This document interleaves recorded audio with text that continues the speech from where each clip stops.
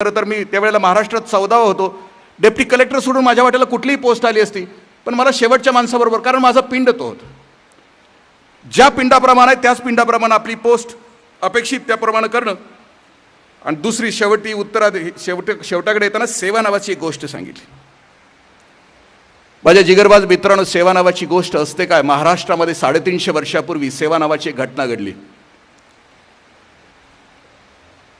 एक राजा होऊन गेला, त्या राजाचं उलटं नाव जरी केलं तरी तो राजा अखंड आयुष्यभर जीवाशी खेळला. तो या महाराष्ट्राच्या मातीत झाला आणि त्याच्याकडे एक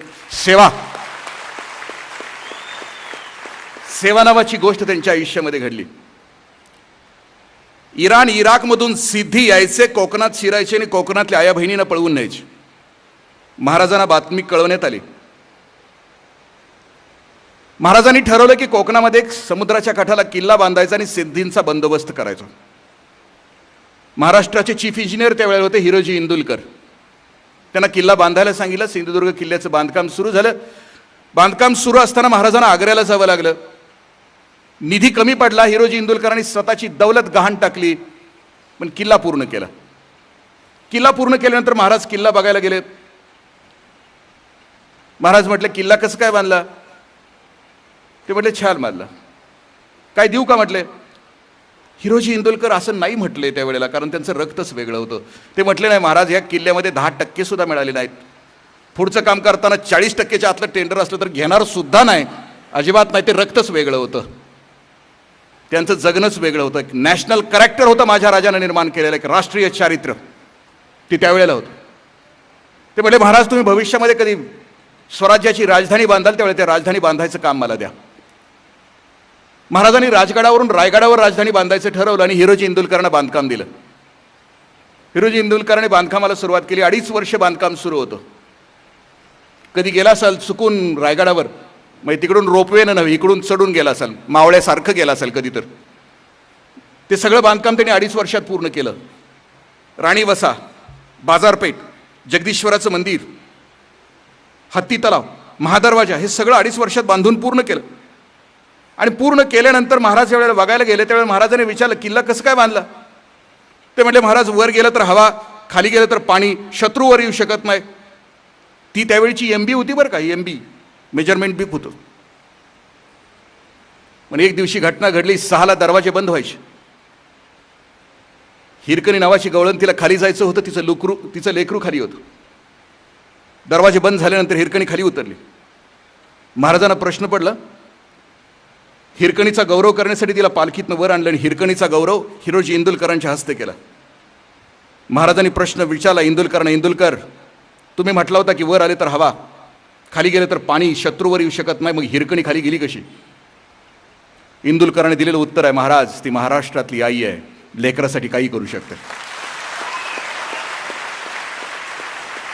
इंदुलकरांना राग आला.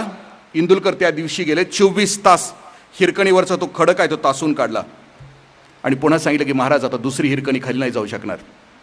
त्यावेळेला महाराजांनी विचारलं की इंदुलकर काय देऊ का तुम्हाला? काय पाहिजे बोला.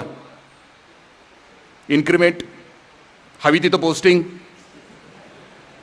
इंदुलकर म्हटले, महाराज मला काही नको, मी मागणार आहे आपल्याला,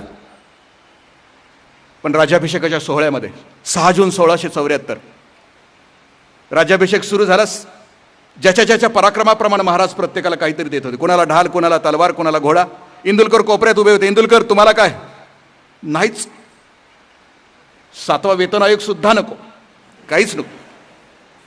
म्हणजे महाराज मी तुम्हाला मागणार आहे, पण कधी? तुम्ही जगदीश्वराच्या दर्शनाला याल, पूर्वेच्या दिशेने बाहेर पडाल, त्यावेळी तुम्हाला मी मागणार आहे. महाराज गेले. राज्याभिषेक संपला. जगदीश्वराच्या मंदिरातून बाहेर पडले पूर्वेच्या दिशेनं आणि बाहेर इंदुलकर हातामध्ये एक दगड घेऊन उभे होते. म्हटले, महाराज हा दगड इथं पायरीला लावायचा आहे. महाराष्ट्रात 3 पायरीचे दगड आहेत मायबापानं.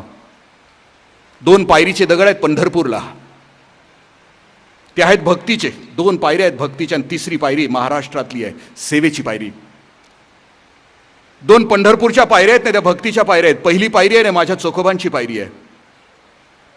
पंढरीच्या पांडुरंगाच्या दर्शनाला जात असताना अगोदर चोखोबांच्या पायावर मस्तक ठेवावं लागतं आणि चोखोबांचा भाव धारण करावा लागतो. नदी डोंगा परी नीर नाही डोंगा, काय भुललासी वरली रंगा.